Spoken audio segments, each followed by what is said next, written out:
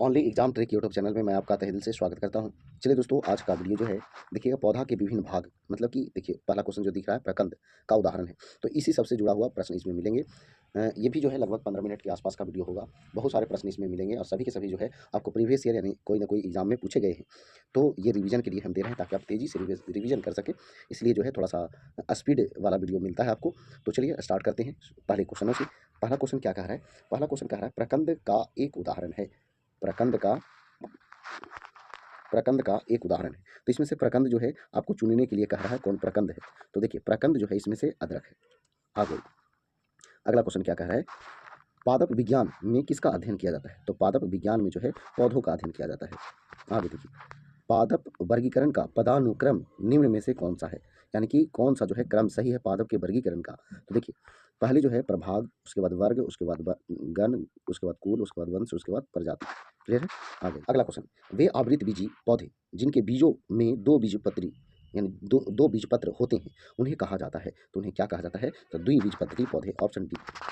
Pteridophyta समूह के पौधे में नहीं होते हैं। क्या नहीं होते हैं? तो पुष्प नहीं होते हैं। Option B. आगे देखिए, पौधों में कोशिका वृद्धि और कोशिका विभेदीकरण को बढ़ावा देता है। तो कौन सा जो है हार्मोन बढ़ावा देता है? तो ये ऑक्सिन है जो बढ़ावा देता है। Option B.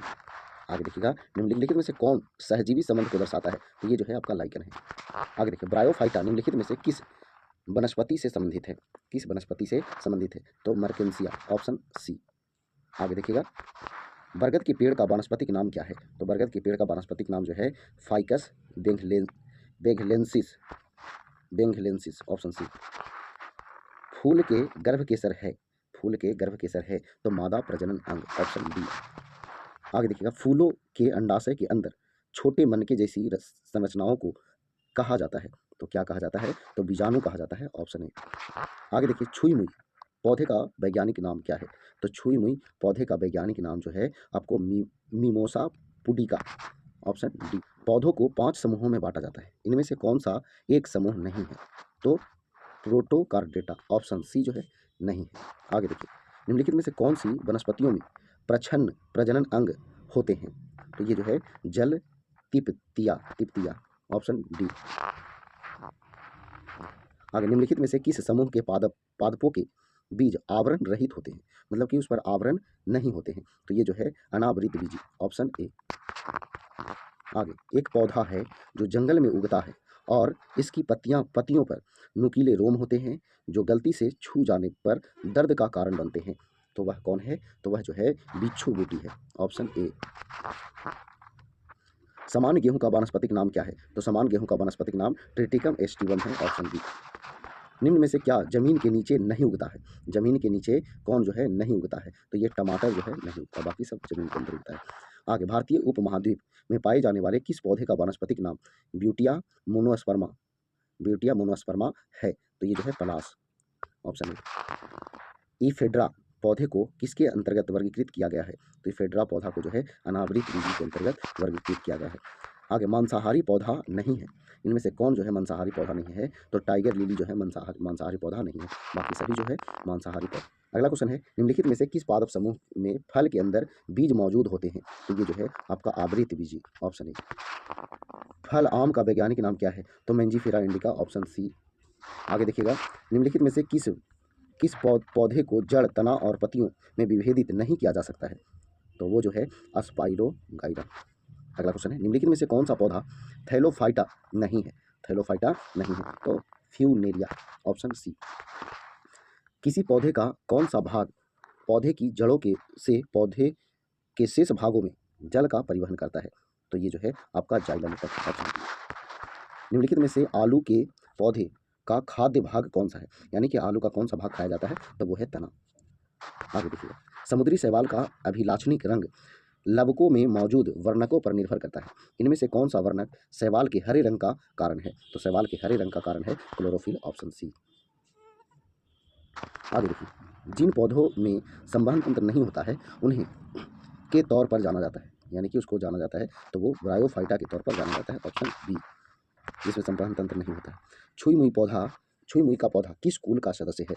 तो ये जो है आपका mimosaceae mimosaceae. Option C. Triticum aestivum इनमें से किसका वैज्ञानिक नाम है? तो ये जो है आपका गेहूं का है, ऑप्शन सी। पर्णवृत्त का एक अंग है, तो किसका अंग है? तो पेड़ का अंग है, ऑप्शन सी। हरी मटर का वैज्ञानिक नाम क्या है? तो पाइजम सटाइवम, ऑप्शन ए। आगे देखिए, किस पादप हार्मोन की सांद्रता पौधे के शीर्ष पर सबसे अधिक होती है और जड़ों के नजदीक पहुंचने पर घटती जाती है? तो ये जो है आपका ऑक्सीन, ऑप्शन सी। कैक्टस जैसे मरुस्थलीय पौधों का कौन सा भाग प्रकाश संश्लेषण की प्रक्रिया करता है? तो तना जो है प्रकाश संश्लेषण की प्रक्रिया करता है। आगे देखिएगा, निम्नलिखित में से किन्हें पादप जगत के उभयचरों के रूप में जाना जाता है? तो ये जो है आपका ब्रायोफाइटा को जाना जाता है। आगे देखिएगा, इनमें से किसे अल्फा अल्फा के रूप में संबोधित किया जाता है? तो सटीवा को, ऑप्शन ए। आगे देखिएगा, अंकुरन के समय बीज का कौन सा भाग जड़ का निर्माण करता है? तो मूलांकुर करता है, आपका ऑप्शन बी सही आंसर होगा। आगे देखिए, निम्नलिखित में से कौन सा पौधों में होने वाला कवक रोग नहीं है? तो कवक रोग कौन नहीं है? तो साइट्रस कैंकर, ऑप्शन सी। आगे देखिएगा, निम्नलिखित में से किस वनस्पति में पादपकाय को जड़ों, तनों और पत्तियों में विभेदित नहीं किया जाता है? नहीं किया जाता है, तो ये जो है कारा, ऑप्शन डी। पौधों में फ्लोएम का क्या कार्य है? तो फ्लोएम का कार्य क्या है? तो यह शर्करा को पौधे के विभिन्न भागों तक पहुंचाता है, ऑप्शन सी। चलिए अगला क्वेश्चन क्या कह रहा है? पादपों को समूहों में विभाजित किया जाता है, निम्न विकल्पों में से कौन सा उसमें से एक नहीं है? तो कौन जो है उनमें से एक नहीं है? तो आर्थ्रोपोडा नहीं है। आ गई, पादप कोशिकाओं की भित्तियां बनी होती है, तो पादप कोशिकाओं की भित्तियां जो बनी होती है वो सेलुलोज की बनी होती है। आगे देखिएगा, निम्नलिखित में से कौन सा जीवाणु फलीदार पादपों की मूल परविकाओं के निर्माण से संबंधित है? तो ये जो है राइजोबियम, ऑप्शन डी। पौधे पौधे को इनमें से कौन से पोषक तत्व मिट्टी से प्राप्त होते हैं? तो मिट्टी से प्राप्त होते हैं नाइट्रोजन, ऑप्शन ए। निम्नलिखित में से किस पादप समूह में बीज एक अंडाशय के अंदर विकसित होते हैं जो बाद में पककर फल बन जाता है? बाद में पककर फल बन जाता है, तो आवृत बीजी, ऑप्शन ए। सामान्यतः किस पेड़ की टहनी का उपयोग दांत साफ करने के लिए किया जाता है? तो ये जो है आपका नीम का, ऑप्शन डी। कैरोलस लिनियस को किसका जनक माना जाता है? तो उसे जो है वर्गीकरण विज्ञान का जनक माना जाता है। पौधे के किस भाग से चाय प्राप्त होती है? तो ये जो है पत्ते से प्राप्त होती है। निम्नलिखित में से कौन सा एक बीज रहित फल है? बीज रहित मतलब उसमें बीज नहीं होता है, तो केला, ऑप्शन सी। आगे देखिए, प्याज एक है, तो प्याज एक है क्या है? तो कंद है, कंद, ऑप्शन ए। आगे देखिए, निम्नलिखित में से कौन सा एक मांसाहारी पौधा है? तो देखिएगा, इनमें से सभी घटपर्णी पौधा, संडियो, बीनस फ्लाई ट्रैप, ये सभी के सभी, ऑप्शन ए जो इसका सही आंसर होगा। प्याज और लहसुन के उदाहरण है, प्याज और लहसुन जो है किसका उदाहरण है? तो ये कंद के उदाहरण है। आगे ये खंडित तना है जो भूमि के अंदर क्षैतिज दिशा में बढ़ते हैं, क्षैतिज दिशा में बढ़ते हैं, तो वो जो है राइजोम, ऑप्शन बी। आगे देखिए, तंबाकू में मौजूद हानिकारक रसायन कौन सा है? तो तंबाकू में निकोटीन होता है, ऑप्शन ए। आगे देखिएगा, निम्नलिखित में से कौन सा अपने जीवन काल में केवल एक बार ही फूल और फल देता है? तो ये जो है आपका केला, ऑप्शन बी। निम्नलिखित में से कौन अघुलनशील आहारीय रेशा का एक उदाहरण है? आहारीय रेशा का एक उदाहरण है, तो सेल्यूलोज, ऑप्शन सी। केले का अंश विस्तार द्वारा होता है, केले का अंश विस्तार द्वारा होता है, यानी किसके विस्तार द्वारा होता है? तो वो जो है शक्कर के विस्तार द्वारा होता है। केले का अंश विस्तार द्वारा होता है, तो शक्कर द्वारा होता है, विस्तार शक्कर द्वारा होता है। आगे अगला क्वेश्चन है, हाइड्रोपोनिक्स क्या है? हाइड्रोपोनिक्स क्या है? तो मिट्टी के बिना लेकिन पानी में पौधे का उगाना, यानी कि बिना मिट्टी के पानी में पौधे का उगाना हाइड्रोपोनिक्स कहलाता है। आगे, पौधों में अंडाशय के भीतर अंडाणुओं की व्यवस्था को क्या कहा जाता है? तो इसे जो है आपका अपा अपरान्यास अपरान्यास अपरान्यास, ऑप्शन बी। फूलों का मादा प्रजनन अंग निम्नलिखित में से कौन सा है? तो मादा प्रजनन अंग जो है आपका जायांग, ऑप्शन सी। अगला क्वेश्चन है, निम्न में से प्रतान का उदाहरण क्या है? प्रतान का उदाहरण क्या है? तो मटर के पौधे। आमतौर पर द्विबीजपत्री पौधे की पत्तियों में किस प्रकार की सीरा रचना पाई जाती है? तो ये जो है आपका जाल वाली सीरा रचना पाई जाती है, ऑप्शन सी।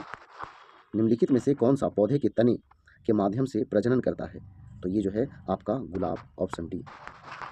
इनमें से कौन से पौधे अलैंगिक रूप से जन्म नहीं लेते हैं? तो नहीं लेते हैं कौन? तो अदरक, ऑप्शन सी। द्विबीजपत्री पौधा है, तो द्विबीजपत्री पौधा कौन है? शकरकंद का बेल, ऑप्शन सी। निम्नलिखित में से किन पौधों में गुप्त प्रजनन अंग पाए जाते हैं?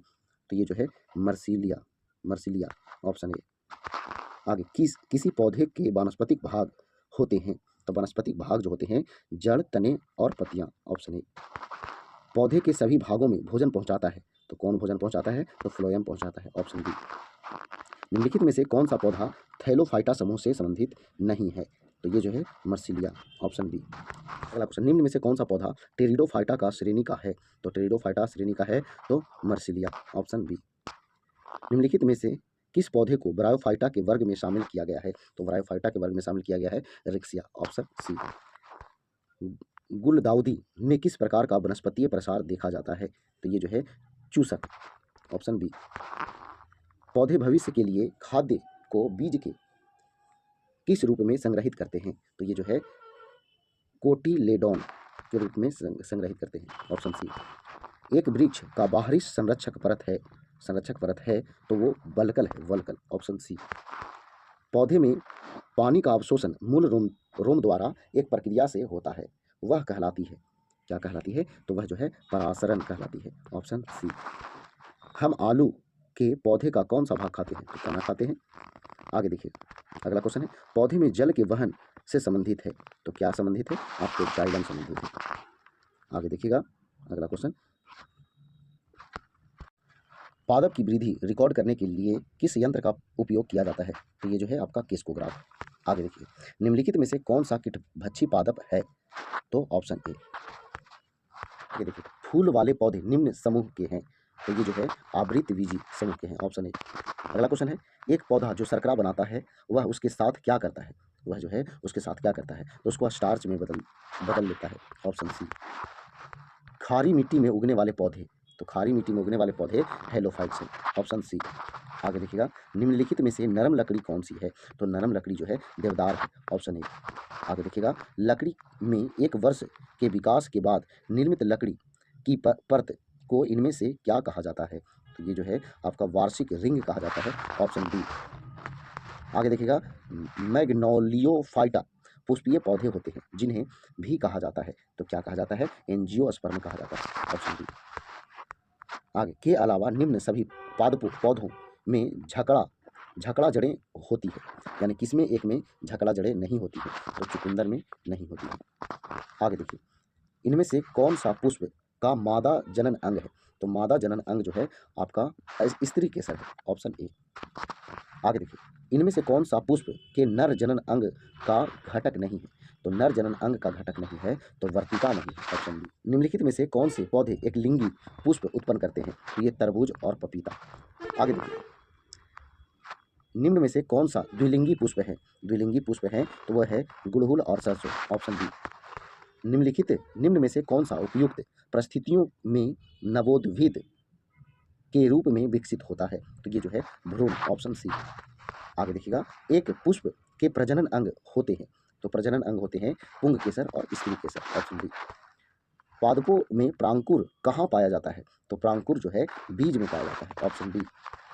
निषेचन के बाद पुष्प के इन अंगों यानी पुंकेसर, वर्तिका, वर्तिकाग्र, दल और बाह्य दल का क्या होता है, बाह्य दल के अलावा वे झड़ जाते हैं जो कुछ पौधों में अस्थायी हो सकता है, ऑप्शन ए जो है इसका सही आंसर है। आगे देखिएगा, अगला क्वेश्चन और ये आखिरी क्वेश्चन है, पुष्पी पादपों में प्रजनन के संबंध में निम्न में से कौन सा कथन असत्य है, यानी कि गलत है, तो गलत जो है बीजाणुओं के माध्यम से प्रजनन हो सकता है, यही जो है गलत है। चलिए दोस्तों, ये वीडियो कैसा लगा कमेंट बॉक्स में जरूर बताइएगा, अगर अच्छा लगा तो वीडियो को लाइक कीजिए, शेयर कीजिए। तो आज पर इतना ही, जय हिंद, जय भारत, वंदे मातरम।